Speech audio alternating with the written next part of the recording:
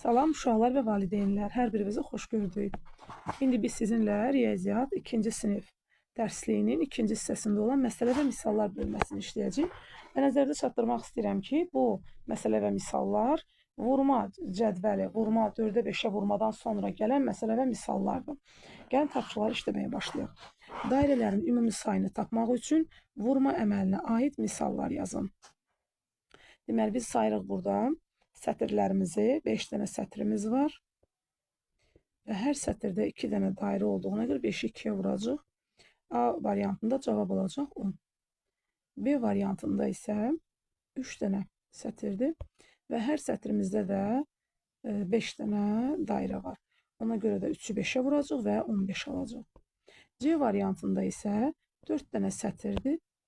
4 dənə sətirdir. Və hər sətrimizdə isə deməli 2, 4, 6, 7 dənədir, səhv eləmirəmsə 2, 4, 6, bəli. 7 dənə dairəmiz var, ona görə də 4-ü 7-yə vurub 28 alacaq. Sonra D variantında isə 3, 5, 5 dənə sətrimiz var və hər sətrimizdə də 3, 6 dənə də nə var? Dairə var. Ona görə də 5-i 6-ya vuracaq və cavabımız 30 olacaq. Ümid edirəm ki, artıq uşaqlar siz misalları vurma cədvəlinə baxmadan sərbəst işləyə bilirsiniz. İndi keçək ikinci misallarımıza. Burada hasil tapmağımızı istəyir. Mən qələm bir balaca nazik eləyəcəm ki, misalların cavabı iç-içə qarışıq olmasın. 3 vur 2, 6. 5 vur 0. Biz bilirik ki, 0 istənilən bir ədədə vurduğumuz zaman cavab elə mütləq şəkildə 0 olur. 5-i 9-u vuranda cavab olacaq 45. 1-i 5-ə vurduqda, yəni istənilən ədəd 1-ə vurduqda ədədin özü alınır, yəni 5 alınır. 4-ü 7-yə vuracam, 28. 3-ü 7-yə vuracam, olacaq 21. 4-ü 6-ya vuracam, cavab olacaq 24. 5-i 8-ə vuracam, cavab olacaq 40. 3-ü 8-ə vuracam, cavab olacaq 24. 3-ü 9-a vuracam, olacaq 27. 5-i 10-a vuracam, 50. 0-ı 10-a vuracam, elə 0. Daha sonra 4-ü 9-a vuracam, 36. 2-ni də 6-ya vuracam, cavab olacaq 12. Bax belə. Keçəcək 3-cü misala. 3-cü misalda bizə deyir ki, hesablayın və müqayisə edin. Əvvəlcə hesablayacaq. 5-i 2-yə vuranda 10 eləyir. Digər tərəf isə 12-dir. Təbii ki, 12 10-dan böyük olacaq. 4-ü 4-ə vuranda olacaq 16. 3-ü 5-ə vuranda olacaq 15. Və 16 təbii ki, 15-dən böyükdür. 3-ü 3-ə vuranda 9, 2-ni 5-ə vuranda 10. 19-dan böyükdür. Burada mötərizəli ifadəmiz var. Təbii ki, biz birinci mötərizəmizi işləməliyik. 30-dan 10 çıxanda 20, 40-dan da 20 çıxanda vuru olacaq 20, birinci tərəfin olacaq 20. Sonra 5-i 4-ə vuranda 20. Hər iki tərəfin cavabı 20 olduğuna görə cavablarımız nədir uşaqlar? Bir-birinə bərabərdir. Sonra keçirik sizlə məsələlərə. Bir arının 6 ayağı var. 5 arının neçə ayağı var? Deməli, bir dənə arının əgər 6 dənə ayağı varsa, 5 arının, burada şərt quraq da istəyirsiniz. Yazırıq bura, biraz markerimizi tündləşdirək. Yazaq, bu üstəkiləri də silək, bir balaca səliqəli olsun. Bir arı, şərt quraq ki, sizin üçün rahat olsun. Bəzən uşaqlar deyir ki, şərt olmur, narahat ol. Bir arı, 6 ayaq. Sonra 5 arı, sual. Və mən bu 5 arını tapmaq üçün nə etməliyəm? 5-i vurmalıyam. Nəyə? 6-ya. 30. Cavab 5 arının cəmi 30 ayağı var. Yazacaq. Keçək nəyimizə? 4-ü işlədik 5-ciyə. 5-ci məsələdə bizə deyir ki, nə oldu? Bunları silmədik biz. Aha. Vurma cədvəlində hasili verilən ədədlərə bərabər olan bütün ədəd cütlərini tapın. Vurma cədvəlinə baxa da bilərsiniz və yaxud da buradan sərbəst yaza bilərik. Məsələn, 8 almaq üçün biz nə edə bilərik? 4-ü 2-yə vurarıq, 8 alarıq və yaxud da 2-ni 4-ə vursaq, yəni vuruqların yerini dəyişəndə hasil dəyişmir. Sonra fərqli vuruqlar götürsək 1 vur 8-də yaza bilərik və yaxud da 8 1 vur 8 eləyir. 12-yə baxırıq. 12-ni almaq üçün biz nə edə bilərik? 6-nı 2-yə vuraram, 12 alaram və yaxud da 4-ü 3-ə vuraram, 12 alaram. Sonra 24-ə baxıram. 24-ü almaq üçün 8-i 3-ə vuraram, 24 alaram və yaxud da 6-nı 4-ə vurub 24 alaram. 30-a baxırıq. 30-u almaq üçün nə edə bilərik? Buranı silim onda. 30-u almaq üçün biz 5-i də 6-ya vurub 30 ala bilərik və yaxud da 3-ü 10-a vurub 30 ala bilərik.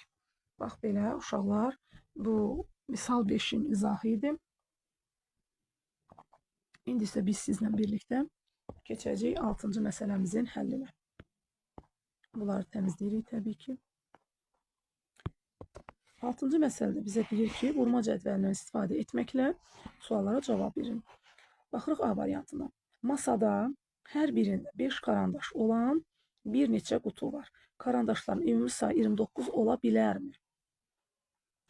Uşaqlar, biz 5-ə vurmaya baxsaq, burada yuxarıda bizim vurma cədvəlimiz var. Vurma cədvəlinə baxmasaq da biz 5-ə vurmanı əgər əzbər biliriksə, biz bilirik ki, karandaşların ümumi sayı 29 ola bilməz. Çünki 5-in vurmasında 29 yoxdur. İndi yalnız 3 qəpikliklərlə 25 qəpik düzəltmək olarmı? Gəlin baxaq. 3 qəpiklərlə 25 qəpik düzəltmək olarmı? Gəl misalları yazaq, bizə aydın olsun. 5-i 4-ə vursaq 20-dir, birincini yazıram. Və yaxud da 5-i 5-ə vursam, bu da 25-dir. Deməli, bu alına bilməz. İkinciyə baxıram. 3 qəpikliklərlə 25 qəpik düzəltmək. Mən 3-ü vuraram, məsələn, maksimum vura bilərəm 8-ə, alaram 24.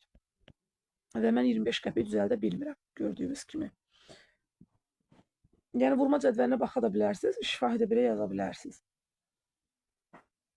İndi baxaq 7-ci məsələyə. Sizcə Səbinənin fikri doğrudurmu? Vurma cədvəlindən istifadə etməklə yoxlayın. 2 tək ədədin cəmi cüt ədəd olduğu üçün 2 tək ədədin hasili cüt ədəddir. Gəlin burada özümüzdən bir ədəd götürək və onun üzərində yoxlayaq. 2 dənə tək ədəd götürək. Məsələn, 3 üstə gəl 5 bərabərdir neçə? 8. 8 cütdür.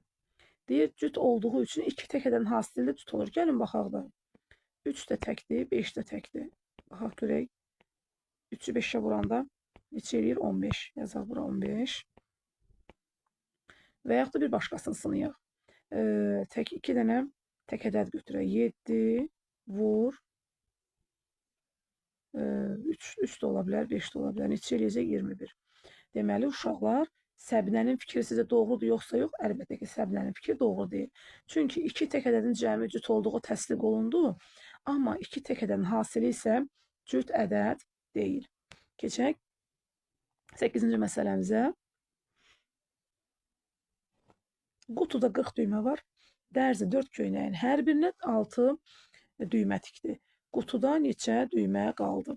Deməli, 4 dənə köynəkdir.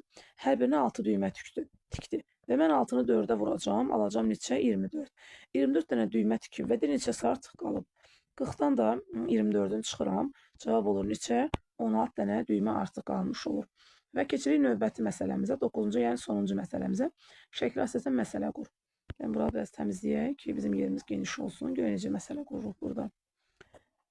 Məsələmiz belə olacaq, uşaqlar. 2 litr, 5 litr, 5 litr, 10 litr. İndi gəlin məsələni belə quraq. Mağazaya, mən deyim, siz qeyd edin. Mağazaya hər birində 5 litr olan 3 dənə balon gətirildi.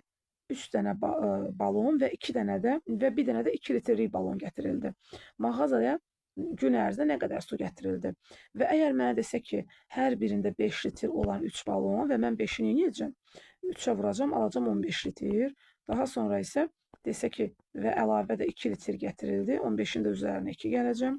Cavab olacaq neçə? 17 litr almış olacaq. Bu da bizim məsələ həll olan izahımızdır. Hələlik uşaqlar, növbəti videolarımızda görüşənədək.